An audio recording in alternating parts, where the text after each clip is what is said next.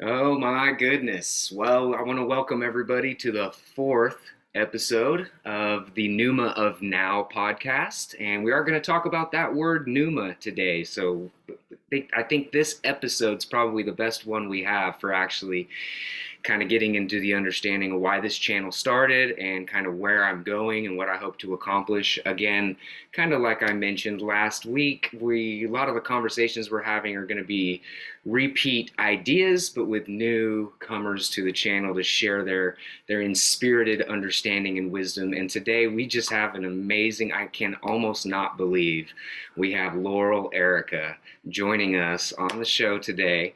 And I have been friends with Laurel since about 2016. I have been pursuing, creative expression through the written word for many, many years. And she reminded me of a feeling that I have once had in childhood and just understanding the power of language and words and storytelling. And this channel is going to do a lot of wordplay. And if there's anybody on the planet that's helped me understand and express the power, the fun, and the creation that can come about, it's Laurel, 100%. We've worked together. I've taken some of her classes. I've been following every single thing she's done for years, and it kind of seems like in my mind that you're really ramping up with multiple projects and you're really putting your information out there. And I'm just so excited to see that. And that's really why I wanted to have you on, is just to give me a personal update. And then I want to just play with words and I want to share some ideas with you and I want to hear some more about your story. But what I have kind of prepared just real briefly is that um, we have this word pneuma in the podcast, and you can define that in theological terms: the Holy Spirit, or the breath, or the creative vital spirit. And so in Stoicism, it means a mixture of air and fire, held to be the divine organizing principle of the universe. And since Laurel's vision of setting fire on the page, now we're using air to distribute it through the internets. And I'm a total supporter of Laurel's work. It's somebody you should check out. All the information on where to find her is going to be in the description, not a problem. But life is a dance. It's full of music, and as we compose our score, we do so with a symphony of words as manifestation of divine ideas. If thoughts are immaterial, creative movements of the one universal mind, words demonstrate that we all contain the capacity to bring the immaterial creative thought realm into manifestation through a vibration of sound, which can sound the alarm or express the ineffable with the quip of a tongue. Perhaps the 13th century mystic Rumi best describes the power of our relationship to our bodies and our world by saying, "We are the mirror and the face in the mirror. We are the sweet cold water and the jar that pours." In other words, through the language of poetry, Rumi reminds us of the mystical irony of life. We are creating our reality as well as experiencing what we have created. We are the artists as well as the art, suggesting that we have the power to alter what we experience. And I just want to officially welcome you to the Pneuma of Now podcast. Thank you so much, Laurel Airica, for being here, my dear friend across the country. Oh, thank you so much, Richard, for inviting me. I experience delight in your presence.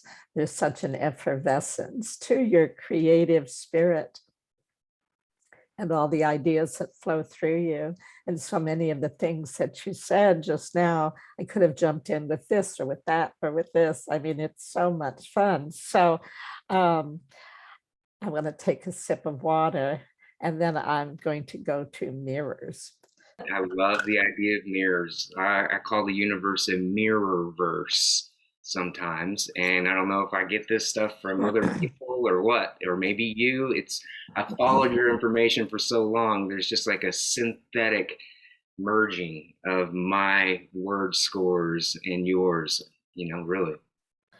Well, that's a delight. And when I was a little girl, my grandmother's dressing room had mirrors on each of the individual doors, and I'd face one and surround myself with the other two. So I was in the middle of a triangle.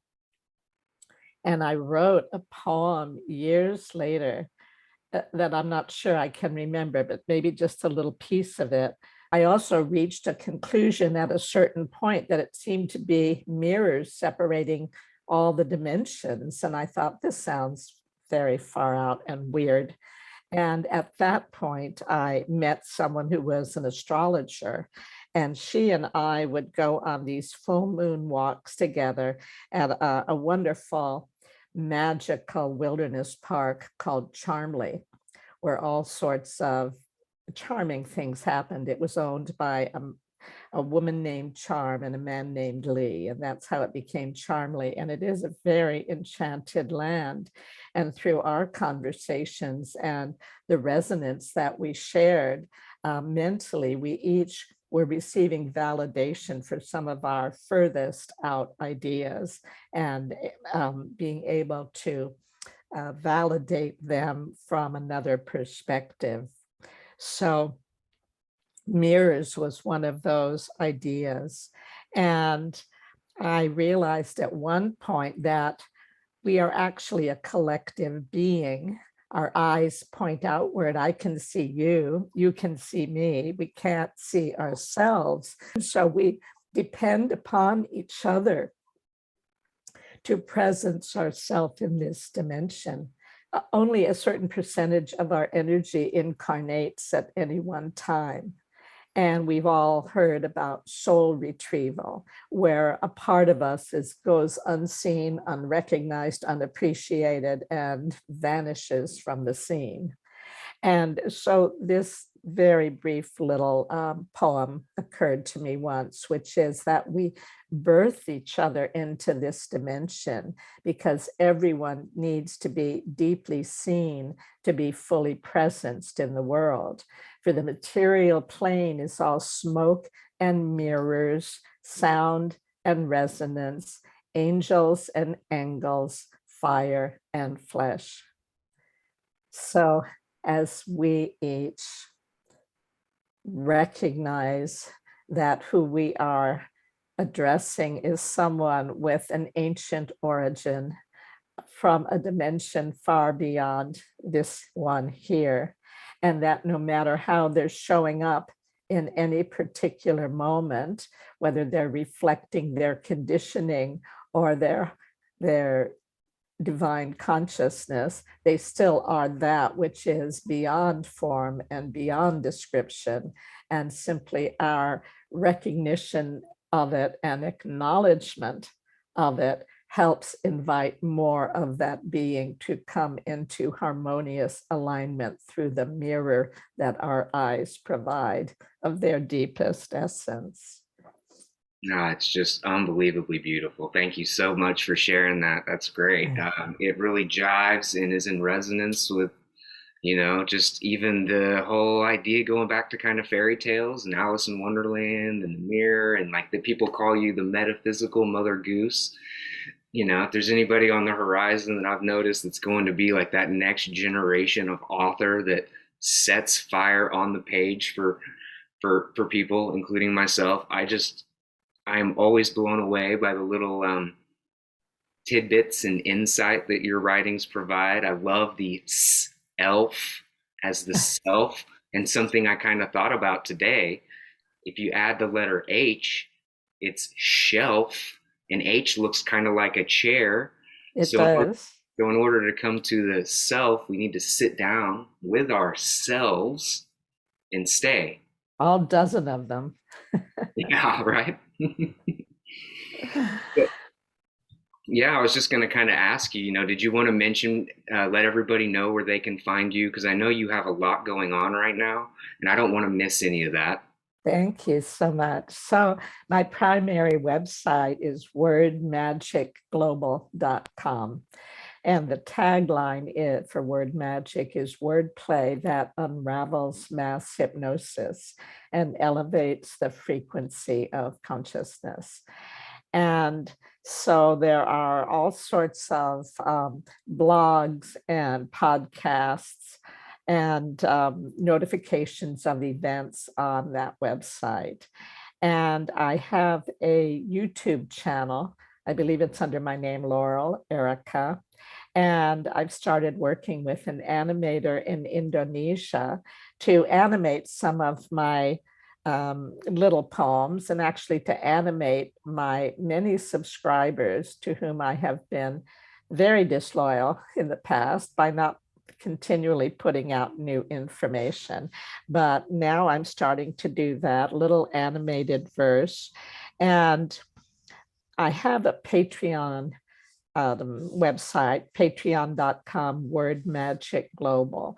And as you may know, my work took off. It gained legs and wings when someone posted the video I posted in 2010 called The Secret Spells of the English Language. She posted it on the Facebook page of a site called Collective Evolution, and it immediately went spiral. I don't like to call it viral. I love it. Love it. Upgrading the language. We're fine tuning the language, ladies and gentlemen, and we're listening to the best right now. Thank you. Thank you. Just someone who's been at it a very long time. And so the Secret Spells of the English Language is what brought me a large audience. And I asked this woman who posted it to please post the anthem, my WordMagic Global anthem, which is called Taking Command of the English Language. The Secret Spells describes the duplicity inherent in puns, so that sometimes I think that speaking English is like walking on a minefield and triggering all these silent subliminal explosions of contradictory words that are programmed into our consciousness. And the Secret Spells gives an example of that. And so that's a problem. And what it led me to conclude is that language is software, and that English is the leading software of the Western mind. And we can collectively, creatively, with high intention, upgrade this software so that it can convey a higher frequency of consciousness in our communications and inspire a greater frequency of kindness in our interactions. So I really, if people want to get a window into my work, it would be those two videos posted in 2010, The Secret Spells of the English Language and Taking Command of the English Language. And I posted a month or so ago a poem on the letter S. Most people think of the alphabet as meaningless symbols for meaningless sounds, but we also speak of symbols as the language of the unconscious, and yet we've been completely unconscious to the most prevalent set of symbols on the planet, and what this coded symbology might be programming us to perceive and thereby to speak into being. So this is a poem called Esoterica by Laurel Airica, the definitive exegesis on the letter S in verse. I think I would call it my most unusual piece. There's a bit of a joke in the title because an exegesis is usually a scholarly analysis of a biblical passage. And this is an exegesis of a single symbol that represents a crucial concern in Christianity, which is the serpent and Satan, and the idea of this evil external to ourselves coming to undermine the journey of our soul. So this is about choice, and it shows how the language and this particular letter really is a representation of choice in the matter of our transformation. That is available for subscribers to my Patreon site for $11. They receive the private URL, which I'm asking people to keep private, because in order for me to be able to publish many more of the projects from the treasure trove of WordMagic that I've been creating over the decades and publishing only sparsely, in order to be able to finance animation for it, illustration of it, and publication, I need funding. I need a little help from friends who appreciate the work and want to see about a form of wordplay that makes everyone smarter, wiser, more literate, aware, and kind. I just love it. And I just, like I was saying before we actually started recording today, is, I'm going to be hiring you for editing support with my own work. But yeah, a whole bunch of stuff that you said there. I heard somebody say that choose is like chi ooze. We are oozing with chi. I heard that the other day. Well, there's all sorts of play you can do, and you can stretch them in any direction you want. I haven't taken a whole lot of liberties. I've just used what presents itself most obviously. So we have choose, choose your words carefully, because you might have to chew and eat them. And so, yeah, there's just all this scintillating ambiguity. Ah, there it is. I never hear anybody use the word scintillating, and it's one of my favorite words. And I love that you use that in a lot of your expressions. It's really cool. So, the idea that I had or came across was scintillating cognition.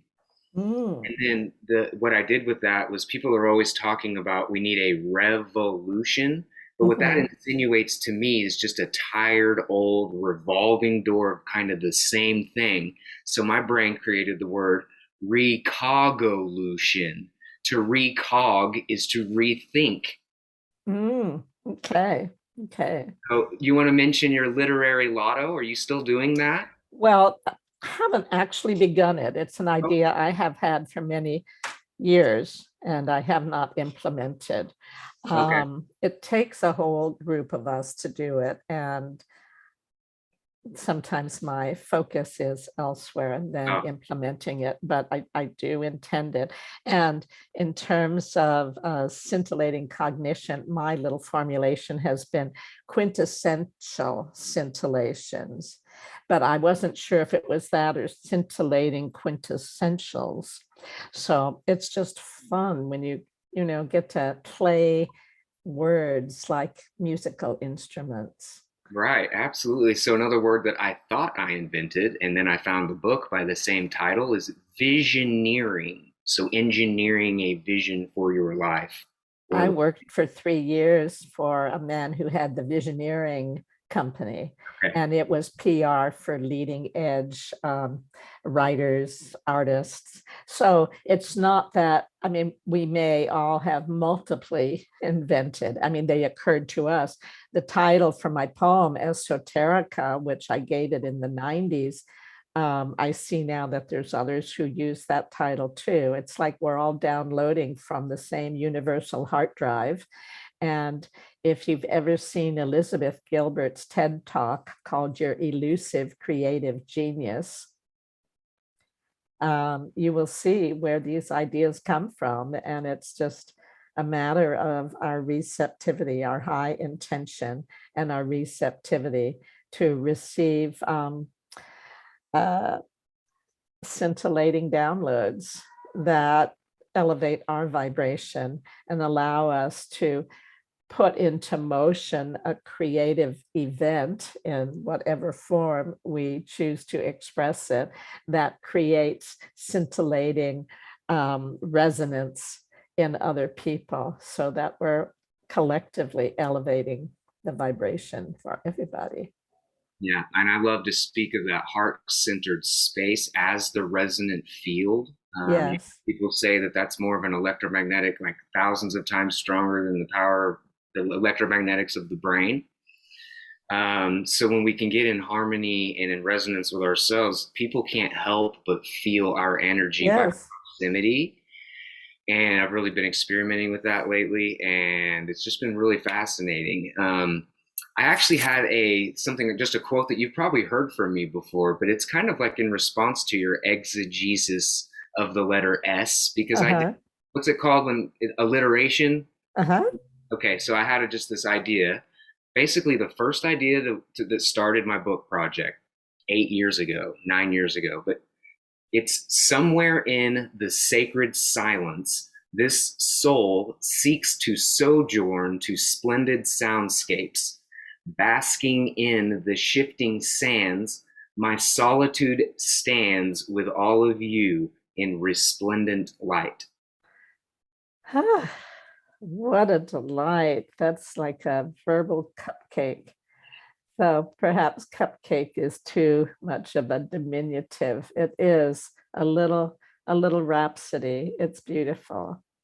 Very, Well, very beautiful. well, thank you so much. You want to maybe introduce some words or definitions that people may not have heard before? Oh, you know what? I have a question for you before we do. Yes, yes. Let's see. So, are you aware of the hidden letter in the alphabet? No, what are you referring to? So we go X, Y, and Z. Uh-huh. And is an anagram for DNA. So Yes, the I've seen letters, that. so the Uh-huh. letters of the alphabet are the DNA of our words and linguistic foundation. Well, that's beautiful. And I understand that in Russia, there's been research that pairs geneticists with linguists, and that they've seen that the structure of DNA is like a grammar, that is like a language. So, Absolutely. I'm so yeah, glad you brought that in. Thank you so much. absolutely.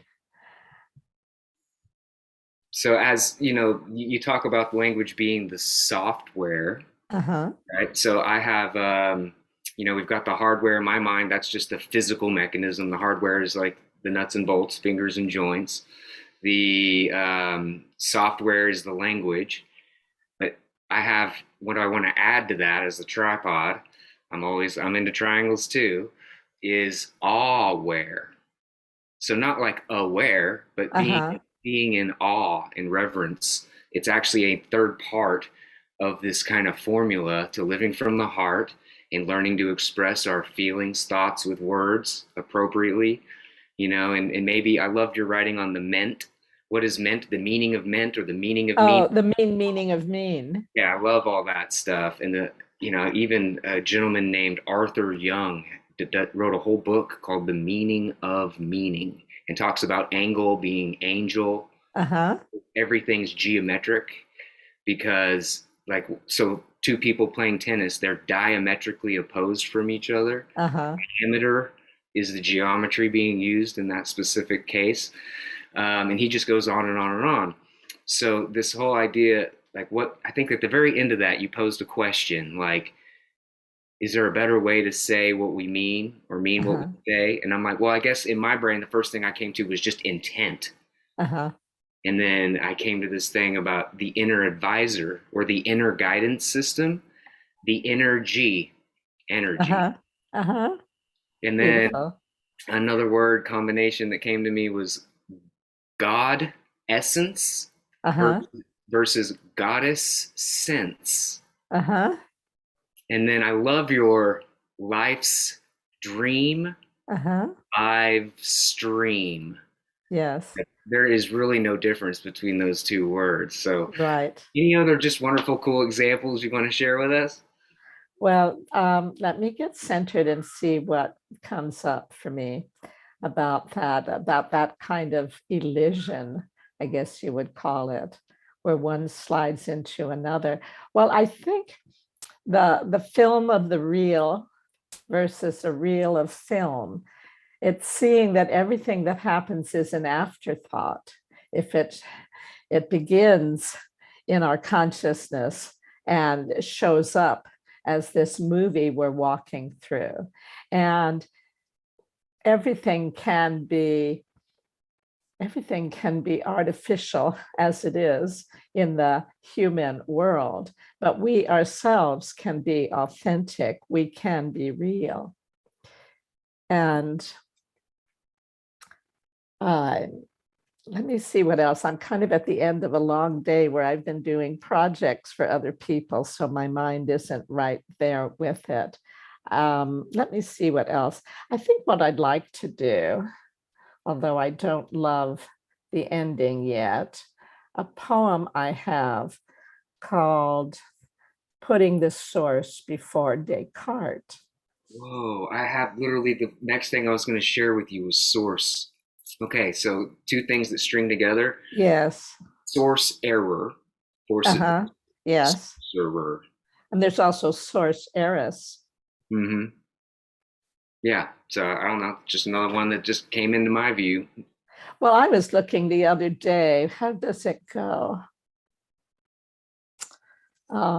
Obviously, I'm not in tip-top cognitive performance state after hours of editing for others. I don't normally do that, but I sort of put that behind me. But then 3 people showed up at the same time from different parts of the world asking for my services. And it's a nice diversion and interesting challenge, as Yeah, well as a source of income. So you've been uh, doing you've been doing that for a long time. You have a real long history. I mean, you can feel free to review that with people so that they are aware of the various services that you do offer creatives. well, thank you. At the moment, I'm not really looking for more, and I wasn't then, for more editing clients, but my editing website is laurelairica.com, and that shows the various services I offer.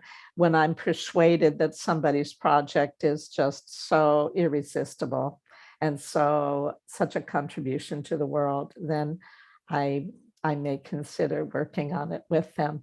Editing a book is an enormous project.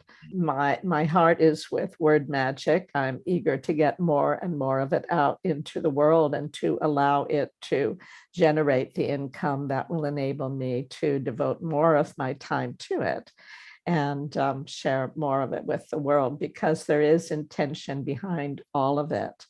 And I think what I'll do, rather than at this moment putting the source before Descartes, is just share the WordMagic vision and a little bit of the background, which is that I started playing with words at probably 3 years old or so, I think maybe even 2.5.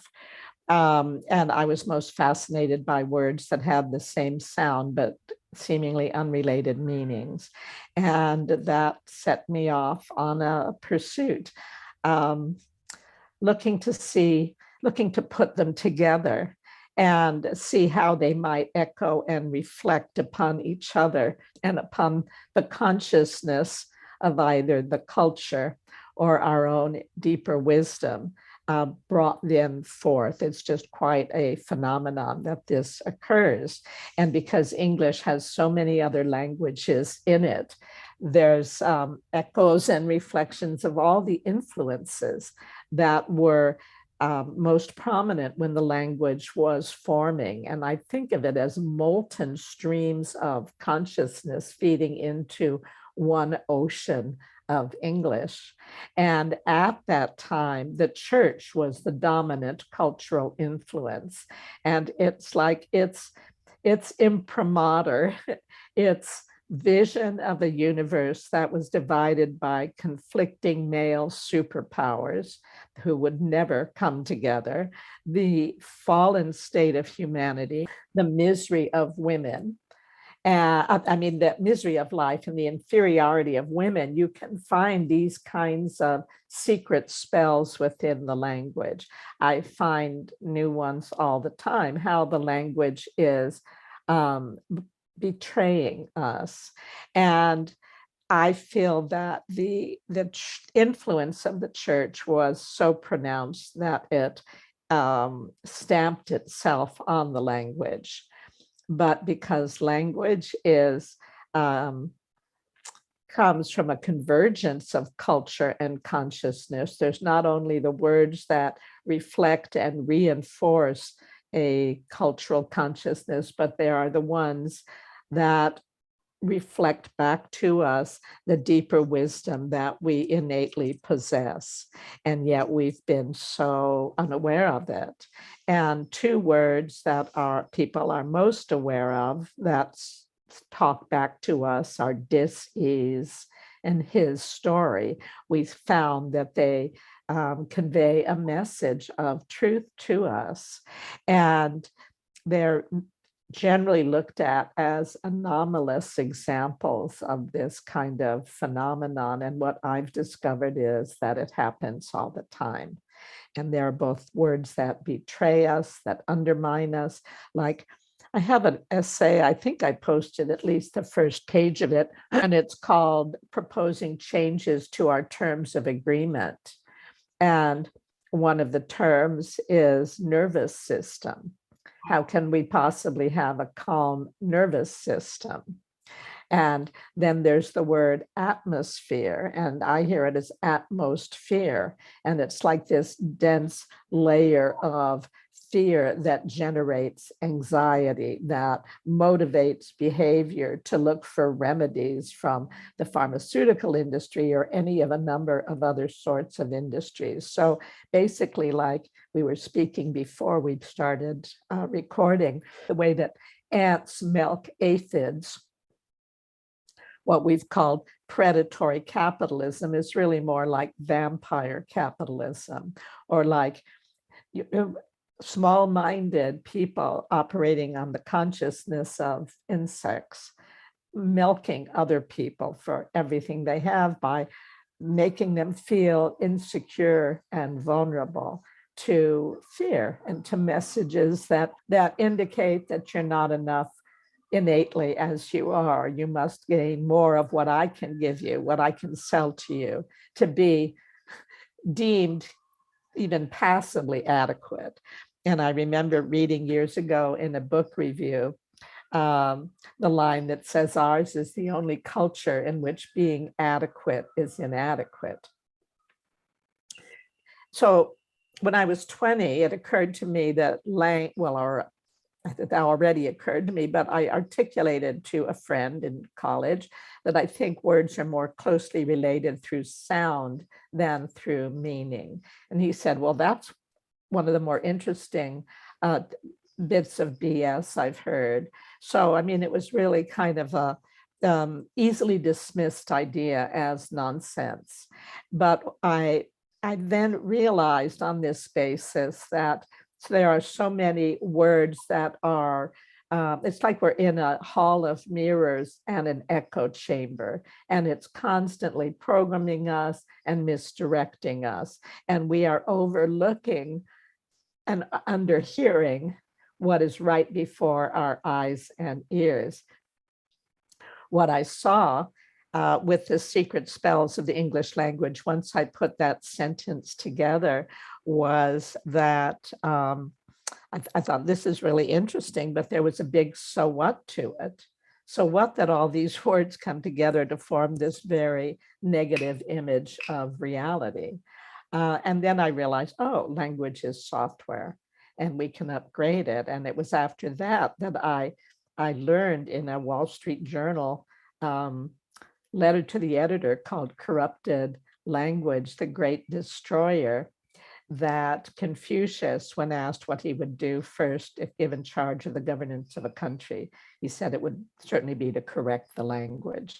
And he talked about the cascading negative events that occur when what is said is not what is meant, and then what needs to get done remains undone, and arts and morals go astray, and justice is destroyed, and people stand around in helpless confusion. So I found that I'd independently arrived at a conclusion that Confucius had reached about 2,500 years before.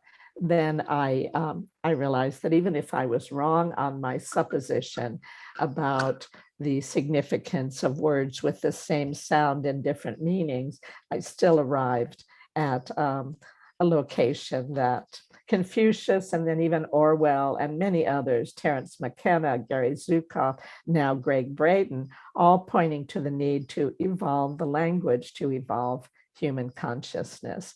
So what I'll share with you, I actually have 3 different WordMagic anthems. Taking Command of the English Language is the primary one, and it's on YouTube. This one, I don't even remember its name, but I'm going to share it anyway because it's fun. I actually have a Terence McKenna quote right here. We are inside of some kind of linguistic construct that springs from out of the collective unconscious of all of us. He concluded that all possibilities exist, but we have to deconstruct the cultural tyrannies of language. Yes, I have that somewhere too. I probably got that from your newsletter, which I recommend everybody sign up for. Oh, I don't have a newsletter, but I do blog ever so often. Yeah, the WordMagic Global stuff that you have. I think you had those quotes in there that I've been picking apart for years now. Oh, good. Well, I have a whole page devoted to some amazing quotes. Here's the one I've used most often from Terence McKenna. And it comes from a YouTube video called DMT is Everything. And he says, I somehow think that the forced evolution of language is how we're going to work our way back into taking care of our planet. English is the leading software of the Western mind, and it is filled with cultural biases akin to computer viruses that infect our thinking with an antiquated and manipulated vision of reality promulgated by the church as an instrument of mind control at a time when people had to surrender their minds if they wanted to keep their heads about them, quite literally.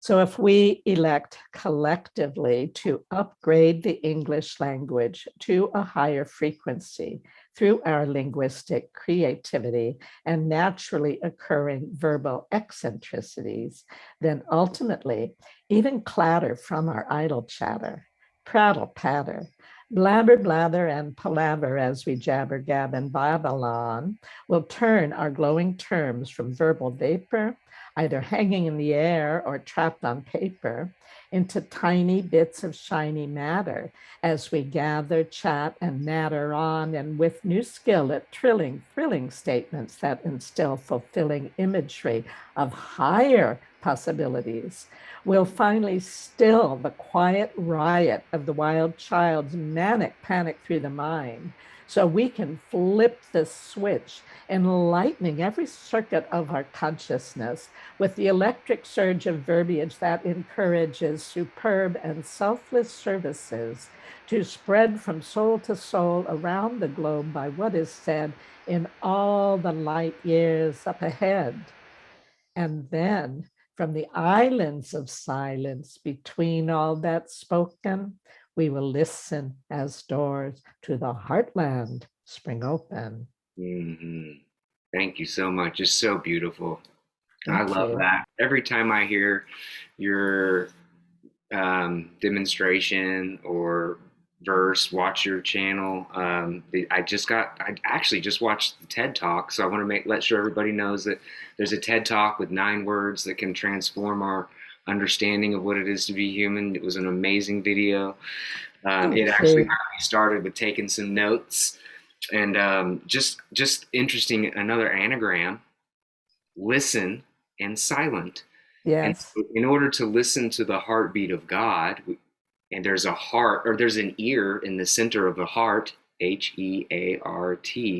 Yes. We have to find our inner silence in order for that receptivity to really come through. Yes. Yes. And so you mentioned that word receptivity just a little while ago, and it's just fascinating to me how I've watched people's minds kind of get blown when I go through the inverted reality with people. So I can't tell you how many people I've explained your nose runs, but your feet smell. We drive on our parkway, we park on our driveway. If we send something by ship, it's called cargo. And if we send something by truck, it's called a shipment. My boss the other day And apartments are anything but apart. Well, and what's interesting, and I don't know who made that collection originally. I don't know if it was Richard Lederer, but anyway, that's not my work, but it's fun. And Yeah. apart, there's two kinds of apart. If it's written as one word, it means separate from. If it's written as two words, apart, it means part of something greater. So Yeah. you would think it would be the opposite. And similarly, the word sun, one would think the sun in the sky would have an O at its center. And your sun would have a U because your sun is part of you, and a Hmm. chalice to receive the divine infusion. Oh, I just love that. Thank you. I have a word that based on sun, um, horizon, hooray, sun. Oh, lovely. So, I That's mean, very that's nice. for welcoming the sun. Yeah, that's, Yes.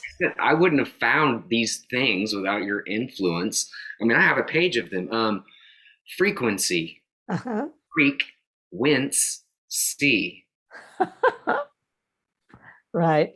And then Well, the, and then oh, I loved the whole part about how our life sentence uh-huh. that. And then I was going to ask you, the first thing that came to my mind was cursive. Listening to one of your podcasts, and you're like, you had that. I watched you have an aha moment with like, oh, I hadn't come across that before. No, I hadn't, but it's been eliminated from schools or many schools, and yet it's helpful for wiring the brain. I mean, it's just some things are not curses. I mean, everything is kind of scintillating, echoing, reflecting, sometimes falsely and sometimes truly. And in a world of contrast, polarity, there's always the duality. And being conscious of it helps us not to be pulled down by the undertow of it. Right. I almost forgot. I was going to show you my favorite spell book. Oh, your favorite, what book? Spell book. Oh, okay. Book of Spells. Book of Uh-huh. Spells Dictionary. Yes. I've got two great big old ones too. So that's I think 1,400 pages that I Uh, have on my counter there. well, um, the comedian Stephen Wright said something like, um, when I first saw a dictionary, I thought it was a poem about everything. right. And at one point in your life, you thought you knew all the words to the English language. Well, when I was about 3 or 4, I did think I did. And boy, I found so many amazing words just by chance. For instance, and there's a word, CHANTS, as well as CHANCE. So everything happens by chance of one sort or another. I was once looking up the word susurrus to see which of the consonants were doubled. And actually, the dictionary pronounces it susurrus, but I think they can have that. Mine is susurrus, and it's the sound, it's a low murmuring or the sound of the wind through the trees. And it has a synonym, susurrus has a synonym, which is Cicerism, PSI. I think THURISM. Anyway, they're just musical and magical. And I wrote a series of essays around obscure words.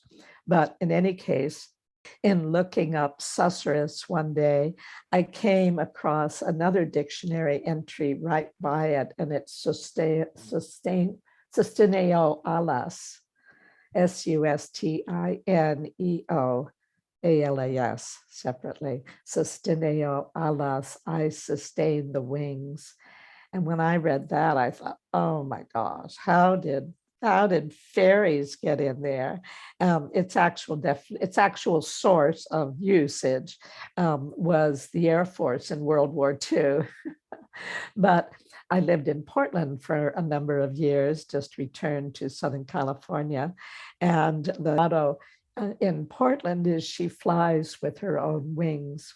I wrote a fairyography which is the story of an elemental being, elemental being, who goes through the looking glass into this dimension and has to deconstruct the language to find her way back home again. And when I wrote that, I wrote chapter after chapter after chapter. I'd get up at 4 a.m. and start writing it for a couple of hours before going to a job. And it just kept growing and growing and growing. And then I didn't know if I had a cohesive story. So I decided I will create a narration and I'll intersperse excerpts from the verse to see if there is a story that unfolds in this. And thumbing through the dictionary in search of one word, I came across the word chant fabile, or chant fable, which is a medieval form of French verse consisting of narration interspersed with verse excerpts. So I realized that I had created a chant fable. It's kind of like rhapsodomancy, which is divination by means of poetry. Wow. Well, I cannot wait for the day when that's going to be available. I know you got big plans for that work, and been listening to you talk about that for a long time, and even getting a page here and a page there from your podcasts. Yes. So, And I have several chapters on YouTube, but many of these chapters deserve their own illustrated book. So it's a matter of sufficient funding to enable me to do this. Plus, it needs tuning and it needs completion before I can put the whole thing out into the world. Yeah, and I understand that process. I've been 7, 8 years in. I had a spark of an idea, and now trying to flush that idea out over the long haul. I think I've pretty much locked in on the first 7 pages, like literally editing it 100 different times. And there's probably still obviously I need more eyeballs on it. People that I have, shared the work with, they do see that there's that the work that we do is infused with kind of this different energy. There is a continuity, almost a holographic harmony that can develop with just the ability to play with words and find these things. And it really is, it's a self-discovery. And your discoveries, when you share them with us, we get to experience that discovery in our own aha headspace, which brings me kind of back to the idea of the awe-ware. When I say the word wonder, I'm also thinking one door. One door. Oh, that's interesting. Yeah. I once was looking at the word adore, and I thought, where did that come from as a synonym for love? And then I thought, oh, adore is, opens into the heart where love resides. Yeah. And you introduced me to the whole phrase New World Ardor. Yes, New Word Ardor. Love that. I mean, that was just, like I said, it's so fascinating to find somebody that does what you do. I mean, it is very, it's just inspiring and it's uplifting. And I love that, I don't say good morning to people anymore. I really don't. I say grand rising. That's kind of one of my things. But now I heard you on a podcast, the gentleman that interviewed you said good morning. Like that. And then hallow. What is the definition of hallow? Well, I once asked a group of people, what do we do about the fact that our most frequent greeting to each other is hello? And if you reverse the syllables, it's oh hell. And this woman who was a midwife, she said, how about hallow? And it is to honor as sacred. Mm-hmm. Right. Oh, here's a word of yours. I hope I don't completely mutilate this one. Metatranssensuous suprasexual parahedonism. Yes, accept nothing less. Yeah, how did I do? That was perfect. That was perfect. So that word, that little invention came from my looking at the idea that Freud was correct that everything operates on the pleasure principle. However, he limited it to the lower chakras primarily, and the mouth, and as we elevate our consciousness, the pleasures get finer and finer and more exquisite. And then we can have intercourse with strangers through acts of loving kindness. And the pleasure that this generates, because altruism touches upon the same centers of the brain as cocaine and probably sugar. So we can pleasure ourselves, feed ourselves the heart candy of kindness, and thereby stimulate meta-transsensuous supersexual parahedonism. Accept nothing less. I love it. I just love it so much. And then this word that I too have never heard anybody use, it's omnificent, Yes, meaning possessing full creative power. yes, Okay. yeah. So it's That was another omni word that we need to introduce into the well, cultural usage. exactly. And the others, omnipresent, present everywhere, omniscient, all knowing, and omnipotent, all powerful. These are words we've used to describe the infinite intelligence, love intelligence from which we all derive. But the one word that relates to our own capacity, our own possession of full creative power, that's a word that I've never met anyone who knew. And I was mentioning that I wrote a series of essays around obscure words and just let them carry me away. And I have at least one of them posted, I think on my website. It's called A Walk in the Woods. And it begins with two words that I think are so fun. They are, it starts out, I am a nemophilist and a philocalist, and you likely are as well. And a nemophilist is someone who enjoys the beauty and solitude of the forest. And a philocalist is someone who appreciates the good, the beautiful, and the noble in general. Wow. And noble is one of those self-defining words. It says no bull. So it's not an esteemed position that can be conferred on just anybody. To be truly noble, you must live in integrity. Absolutely. And then you're reminding me of a word I wanted to share with you, and I think I've shared it with you before. Sapiedelic. So delic means to attain and acquire. Uh-huh. Sapia means knowledge and wisdom. So the term sapiedelic is to attain knowledge. It's beautiful. That is such a great term. And it's so appropriate. I see so many people, podcasters, who are just consuming gallons of information in preparation for conversations with masters on various subjects. And they're just swallowing this knowledge and becoming ever more sapient, conscious, Yeah, and wise.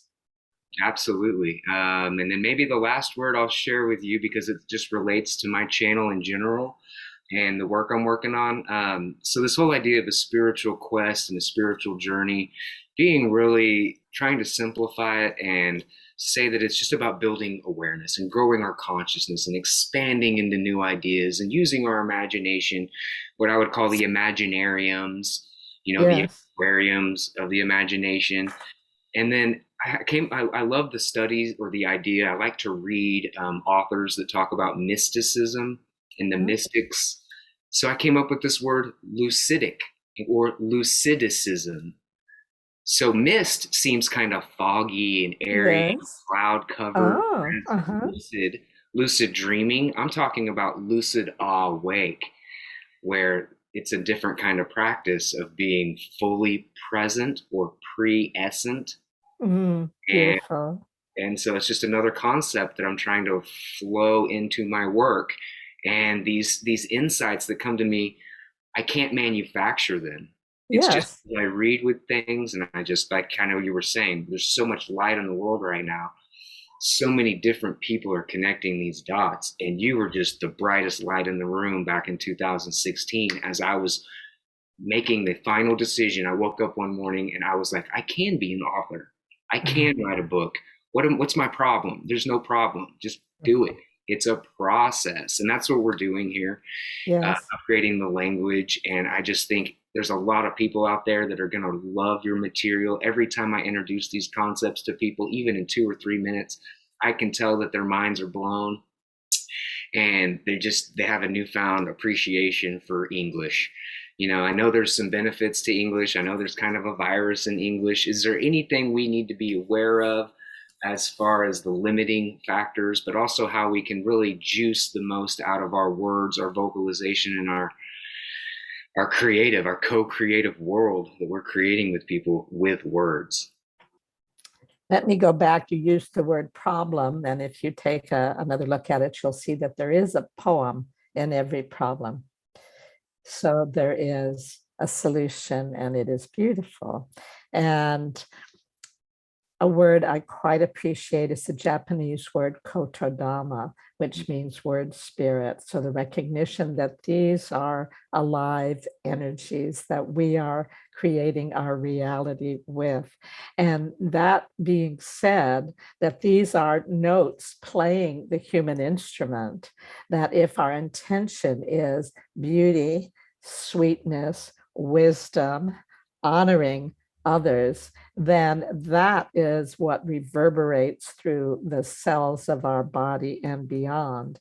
And if we are looking to harm, to hurt, to manipulate, to undermine with our words, then because they are electromagnetic and we are the resonating chamber that is putting them out in the world, they will come back to us. So there's no way that golden rule, do unto others as you would have them. It's really about we do unto ourselves what we do unto others. It cannot be otherwise.